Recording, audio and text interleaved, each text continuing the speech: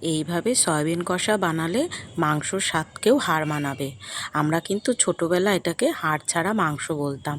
তার জন্য গরম জলে অল্প নুন দিয়ে সয়াবিনগুলো সেদ্ধ করে জল ঝরিয়ে নিতে হবে।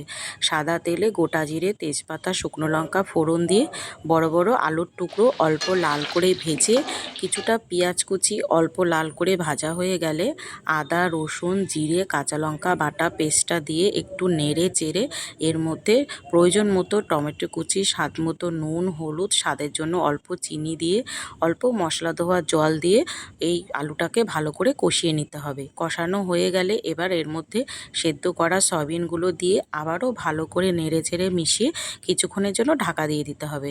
কিছুক্ষণ পর ঢাকনা খুলে ভালো করে মিশিয়ে নেড়ে চেড়ে এবার এর মধ্যে প্রয়োজন মতো জল দিয়ে দিতে হবে। জলটা দিয়ে আবারও ভালো করে নেড়ে চেড়ে কিছুক্ষণের জন্য ঢাকা দিয়ে দিতে হবে।